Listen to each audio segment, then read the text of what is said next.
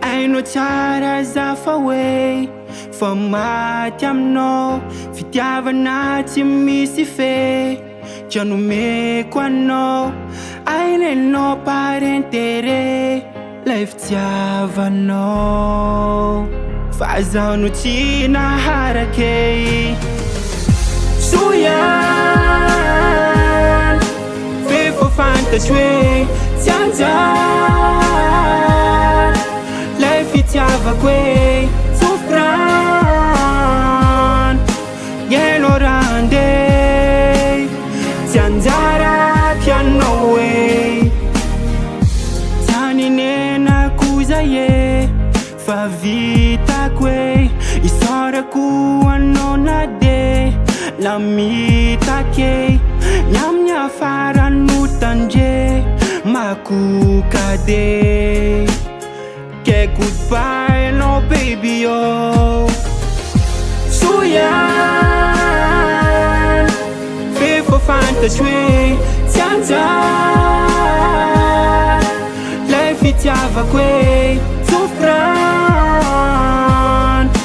Ianao raha andeha tsy anjaraky anao hoe ngatokateko anao, kokote tsy jaly anao, fitiavanomeko anao. Ampe, ampe, ngatokateko anao, kokote tsy jaly anao, fitiavanomeko anao. Ampe, ampe. Soiany fe fa fantatry hoe tsy anjary lay fitiavako hoe sofrany. Ianao raha andeha tsy anjaraky anao hoe ainao tsara zafa hoe fa maty aminao, fitiavana tsy misy fe, tsy anomeko anao.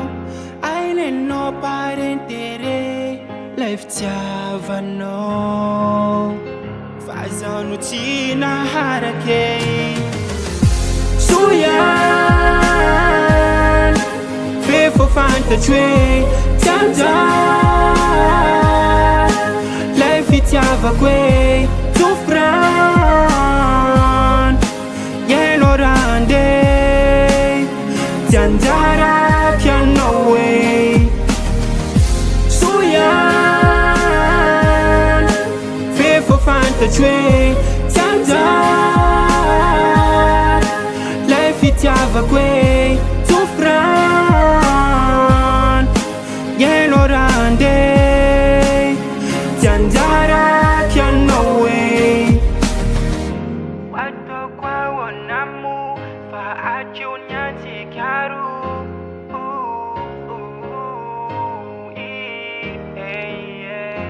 Watako aonamo fa atyonyantikaro.